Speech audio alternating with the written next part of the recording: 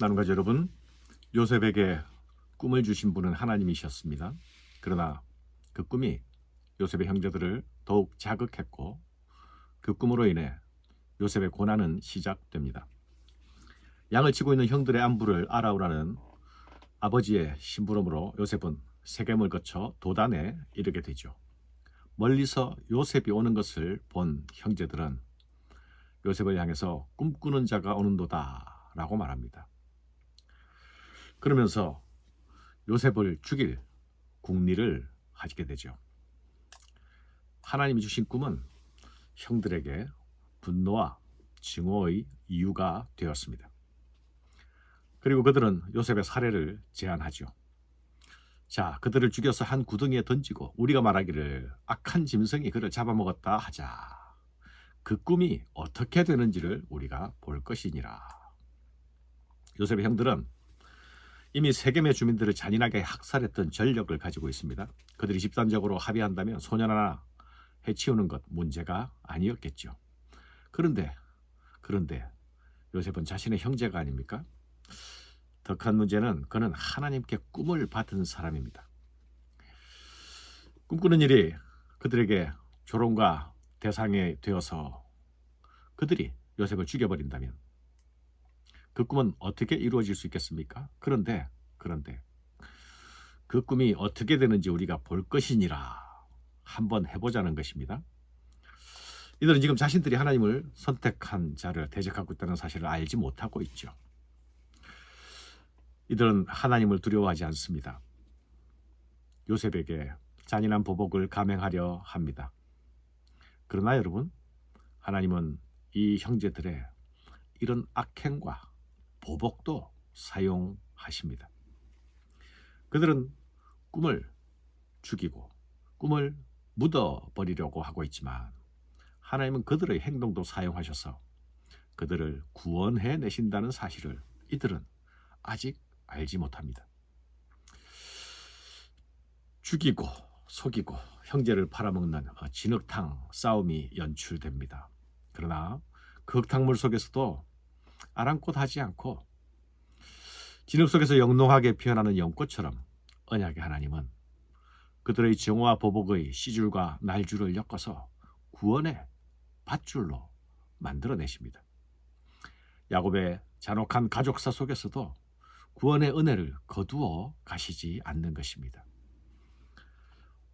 오늘도 우리가 호흡하며 기도하는 것은 그 하나님의 은혜에 기대어 살아가고 있음을 기억해야 하겠습니다. 요셉을 죽이려는 계획은 구덩이에 던져 넣기로 변경되고 결국 상인들에게 파는 쪽으로 진행됩니다. 그들에게 있어서는 직접 손에 피를 묻히는 부담을 줄이면서 그를 제거하는 나름 합리적인 방법이었죠. 이런 계획 변경에 르우벤과 유다가 있었습니다. 르우벤은 형제들에게 피를 흘리지 말라고 경고하죠. 대신 구덩이에 던지라고 제안합니다. 르우벤은 형제들의 살해 모의를 정면으로 막아서지는 못했습니다. 그는 나중에 요셉을 구할 요량을 가지고 그 제안을 했습니다. 하지만 그가 돌아왔을 때는 이미 요셉이 팔려간 뒤였죠. 그는 동생들의 생각이 옳지 않다는 사실을 알고 있었습니다. 그러나 그는 적극적으로 동생들을 막아서지 못합니다.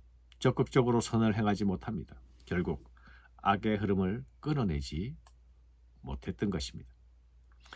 유다는 구덩이에 던져진 요셉을 팔자고 제안합니다. 어차피 구덩이 안에는 물도 음식도 없으니 시간만 지나면 그 안에서 죽을 목숨이 아닙니까?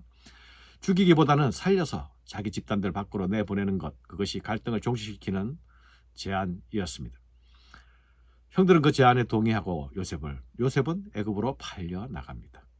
사실 유다의 제안도 선한 제안이라고 볼 수 없습니다. 그러나 그는 최소한 형제를 죽이고 피 흘리는 일로부터는 피할 수 있게 했습니다. 최악을 피해 갈 수 있게 했죠. 그러나 유다도 적극적으로 생명을 살리는 일을 행하지는 않았습니다. 최소한 죽이지 않는 쪽으로 방향을 틀었죠. 그는 완전히 순수하지는 않았지만 또한 그는 관계를 완전히 외면하지도 않았습니다.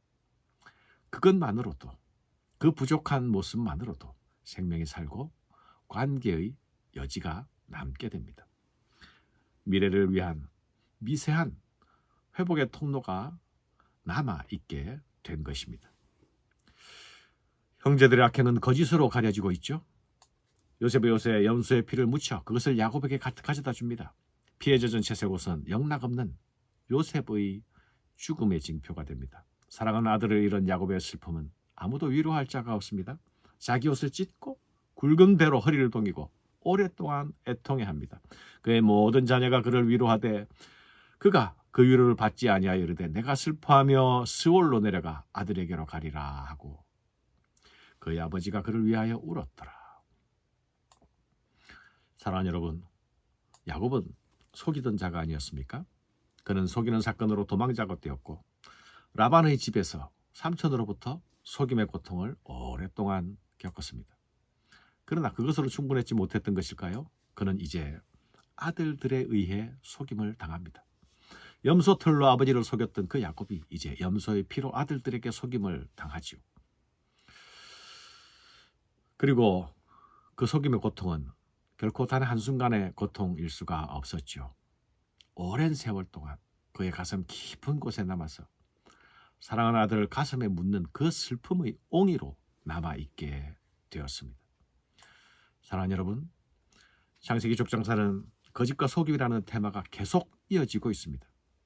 우리 인생들은 살기 위해서, 이기기 위해서, 자기 유익을 위해서 속임과 거짓을 사용합니다. 이것은 타락한 인생의 실력 없음을 여실히 보여주고 있습니다. 거짓과 속임으로 만들어낼 수 있는 어떤 선한 열매도 없지 않습니까? 그것은 오히려 우리를 질식시키는 쓴 열매들만을 생산해냅니다. 이것이 우리의 뚜렷한 한계가 아닙니까? 이것이 동시에 우리에게 구원이 필요한 이유가 아닙니까?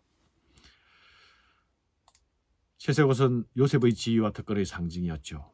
아버지의 특별한 사랑을 받았기에 그 채색옷은 벗겨지고 찢겨지고 피에 적셔집니다. 요셉의 채색옷은 돌아왔지만 요셉은 돌아오지 못합니다.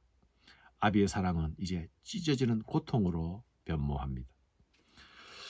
하나님이 요셉에게 주신 꿈을 이루어 주시지 않는다면 이 고통은 치유받을 때도 위로받을 때도 없는 영원한 고통이 될 것입니다.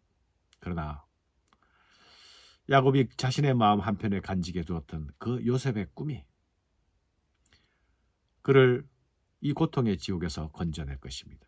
진정한 위로를 가져다 줄 것입니다. 사랑하는 여러분, 우리는 스스로를 치유할 수도 위로할 수도 없는 존재들이 아닙니까?